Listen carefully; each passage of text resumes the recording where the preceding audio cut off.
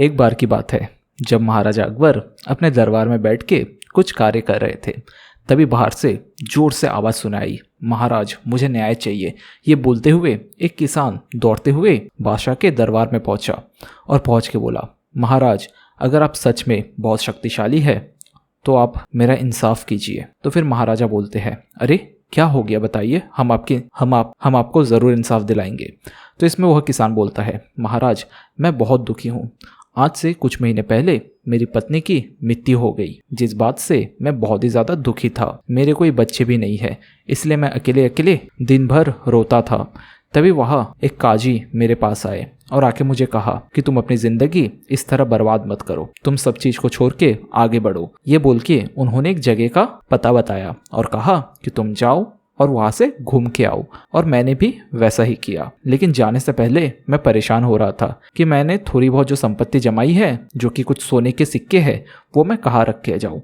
तो वह काजी ने मुझे कहा कि तुम एक काम करो, तुम मेरे पास रख के जाओ। और मैंने वैसा ही करा, एक टोकरे में सोने के सिक्के डाले, उसको अच्छे से सिला और काजी के हाथ में थमा दिया और थमा के मैं वहाँ घूमने चला गया। और कुछ महीने बाद जब मैं वापस आया तो मैं उस काजी से मिला और उस काजी को जाके मैंने सब बताया कि काजी साहब मैं घूम के तो आया, मुझे बहुत प्रसन्नता मिली और इसके लिए मैं आपका शुक्रिया अदा हूँ। ये बोल के मैंने उनको कहा कि मैंने जो आपको पोटला दिया था वो मुझे वापस दे दीजिए। तो उन्होंने पोटला तो वापस दे दिया, लेकिन उसके अंदर एक भी सोने के सिक्के नहीं थे और वो पोटला पूरी तरीके से सिला हुआ था।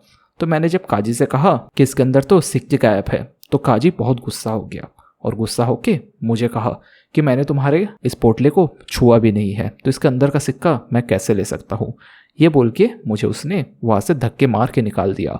लेकिन महाराज उसके अंदर सोने के सिक्के तो थे। ये सुन के अकबर ने दरबारियों से कहा, तुम एक काम करो, उस काजी को ढूंढ के लेके आओ। और महाराजा के आदेश अनुसार दरबारी जाते हैं और उस काजी को ढूंढ के लाते हैं। और वह काजी दरबार में आता है, आके महाराज से कहता है, महाराज आपने मुझे क्यों बुलाया।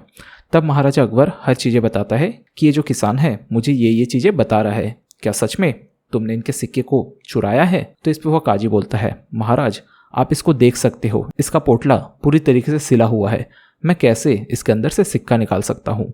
तब अकबर परेशान हो जाता है कि बोल तो दोनों सही रहे हैं, लेकिन कौन सही कौन गलत मुझे तो समझ ही नहीं आ रहा है। फिर उन्हें याद आता है कि उनके पास तो बीरबल है, तो बीरबल को बुलाते हैं और बीरबल बोलते हैं, कोई बात नहीं महाराज, इसका फैसला मैं करता हूँ।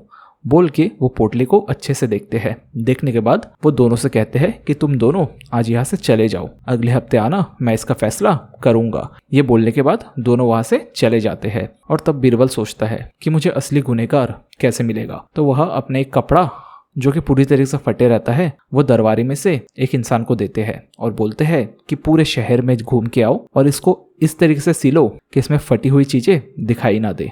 तो दरबारी जाते हैं और एक रफू करने वाले से उसको इस तरह सिला के लाते हैं कि लगता ही नहीं है कि उनका ये कपड़ा कभी फटा ही था। और ये देख के बीरबल उस रफू वाले के पास जाते हैं और जाके पूछते हैं कि तुमने ये कैसे किया। तो वह रफू वाला बोलता है, महाराज यही तो मेरे हाथ की कला है। तो फिर बीरबल पूछते हैं, क्या कोई आया था पोटला लेके जिसने इस तरह का कोई पोटला सिलाया। तो वह बोले, हाँ महाराज, एक काजी आया था और उसने ये सिला के दिया। और फिर क्या था, फिर बीरबल समझ जाते हैं कि वो वही काजी है। फिर उस रफू वाले को वो अपने महल लेके आते हैं और वो किसान और काजी दोनों को बुलाते हैं। और जब काजी रफू वाले को देखता है तो पूरी तरीके से डर जाता है, उसके हाथ पैर सूखने लगते हैं। अचानक उसके माथे में पसीना आ जाता है, जो देख के बीरबल समझ जाता है और बीरबल के मुंह से बस एक ही शब्द निकलता है, दरबारियों इस काजी को जेल में लेके जाओ। और वो काजी कुछ नहीं बोलता, बस चुप रहता है। तभी महाराजा अकबर बोलते हैं, अरे आखिर बात क्या है। तो बीरबल अकबर को पूरा किस्सा समझाता है कि इस काजी ने इस किसान के सिक्के निकाल के इसको इस तरीके से सिला है